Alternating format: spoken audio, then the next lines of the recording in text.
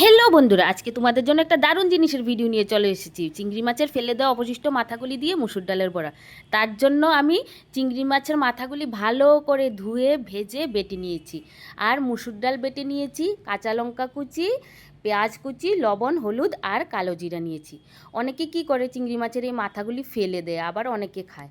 আমিও তার মধ্যে, আমিও খাই। আমি এগুলি ফেলি না, আমি এভাবে মুসুর ডাল দিয়ে বাটা করে খাই, নয়তোবা লাউ পাতা দিয়ে বাটা করে খাই, নয়তোবা কুমড়ো মাথা দিয়ে বাটা করে খাই। আমার কিন্তু দুর্দান্ত লাগে খেতে। আর এই বড়াটা কিন্তু খুব ক্রিস্পি হয় খেতে, খুব সুস্বাদু লাগে। এইবার আমি এগুলি ভালো করে চটকে নেব, ভালো করে চটকে চটকে মেখে নেব। মাখাটা যতটা ভালো হবে বড়াগুলি খেতে ততটাই ভালো লাগবে। এবার আমি কড়া বসিয়ে তেলও দিয়ে দিলাম। এবার তেল গরম হওয়ার জন্য অপেক্ষা করছি। তেল গরম হয়ে গেলে এবার একে একে আমি বড়াগুলো দিয়ে দেব। বড়াগুলো আমি ছোট ছোট করে দেব, ছোট ছোট করে দিলে খুব ক্রিস্পি হয় আর খেতে খুব ভালো লাগে।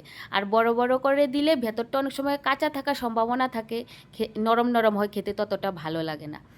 এবার বড়াগুলো দিয়ে আমি এপিট উপিট করে ভালো করে উল্টে নেব। এটা আর দেখালাম না। এই দেখো, এটা হলো বড়ার ফাইনাল লুক। এভাবে তোমরা করে খেয়ে দেখতে পারো, খুব সুস্বাদু লাগে কিন্তু খেতে। আর ভালো লাগলে লাইক কমেন্ট করো আর শেয়ার করে দিও। টাটা, বাই বাই, ভালো।